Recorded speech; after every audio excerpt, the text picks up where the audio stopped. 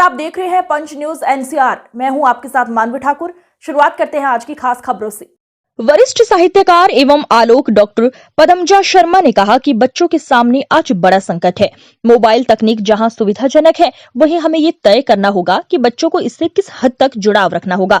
पिछले दिनों बच्चों द्वारा मोबाइल पर अवांछित फोटो अपलोड करने का मुद्दा उठाते हुए उन्होंने कहा कि आज बच्चों को साहित्य के माध्यम से शिक्षित करने की जरूरत है।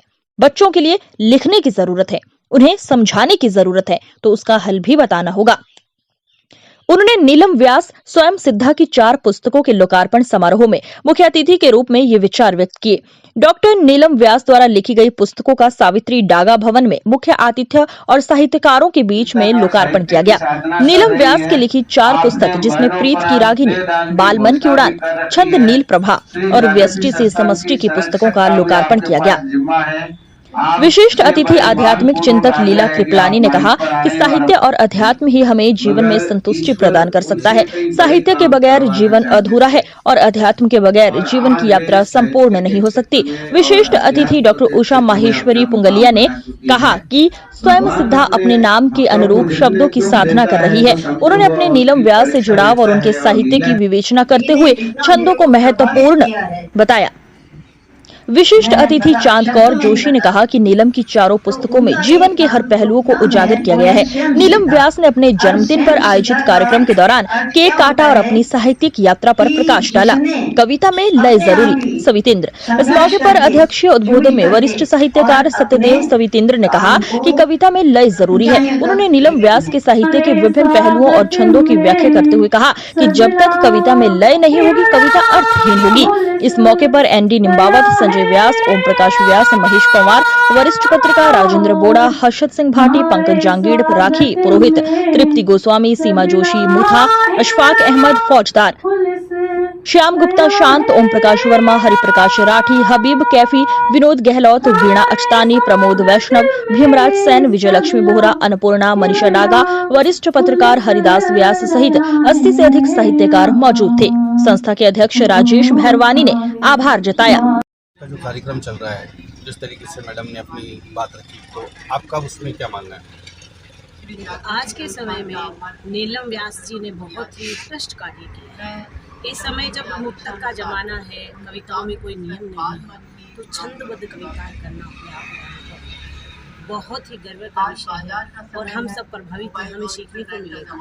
हम सब कवियों के लिए नीलम जी एक मिसाल बने। हालांकि छंदबद्ध कविताएं बहुत कम होती है, लेकिन नीलम जी ने पूरी किताब की रचना की है। साथ ही 4 किताबों का विमोचन उनका बहुत ही खूबसूरत और काबिल-ए-तारीफ कार्यक्रम किया जा रहा है, उसके में आपकी क्या राय है? जी, आजकल कार्यक्रम ये हो रहे हैं तो उसमें कवि की पहचान बनती है। और कोरोना के बाद तो बहुत सारी महिलाएं लेखिका और कवित्रियां उभर के सामने आई हैं। और अभी हालिया में 2-3 महीनों में तो जो बुजुर्ग है कवित्री, उन्होंने किसी ने 7 पुस्तक का विमोचन किया, किसी ने 5, मेरी 4 पुस्तक का है। तो मैं समझती हूँ ये जोधपुर में एक इतिहास ही बनने जा रहा है। इससे पहले इस तरह से 4-4 और 7-7 पुस्तकों का विमोचन नहीं हुआ था। ये एक अच्छी परंपरा है, आगे भी जारी रहेगा जी। उम्मीद है, मेरी खुद की भी लिखी हुई है काफी, तो मैं भी अब सोच रही हूँ कि 4 की बजाय मैं 5 या पब्लिश करूँ अगले साल तक। और आगे भी जारी रहनी चाहिए ताकि महिलाएं लेखिकाएं ये आगे आए, वो भी और समाज में उनको मान्यता और सम्मान भी मिले। आपने जो पुस्तक लिखी है उसमें क्या विशेषता रहेगी? जी, मेरी पुस्तक 2 छंद पर लिखी है मैंने। तो छंद मैंने 5 सालों के अथक साधना से प्रयास करके लिखा। उसमें दोहे हैं, सोड हैं, कुंडलियां हैं, घनाक्षरी छंद है, सवैये है। तो 2 पुस्तकों में 100 से भी ज्यादा प्रकार के छंद हैं। तो यह आज के भारतीय समाज के लिए मैं समझती हूँ कि ये मेरी सेवा और समर्पण है कि नई पीढ़ी भी उनको पढ़े और सरल भाषा में है।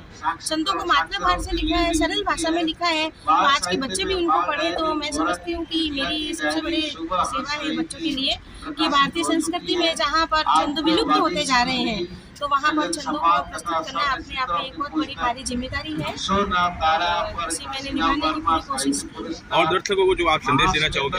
जी, दर्शकों को यही संदेश है कि चाहे कितना भी जमाना हाईटेक हो जाए, मोबाइल और टीवी और कंप्यूटर का जमाना हो, लेकिन जो किताबों का दौर है वो कभी समाप्त नहीं होगा। अभी हाल ही में दिल्ली में जो मेरी पुस्तक मोदी प्रकाशन से विमोचन पुस्तक मिला है, तो ये चलता ही रहेगा। तो हमें निराश होने की जरूरत नहीं है। लेखन और सृजन और पुस्तकों का युग हमेशा से बना रहा है, प्रेमचंद जी के और उससे पहले भी, और आगे भी बना रहेगा। मेरी नई पीढ़ी को भी यही संदेश है और उन्हें भी यही कहना है कि आप भी पुस्तकें पढ़िए।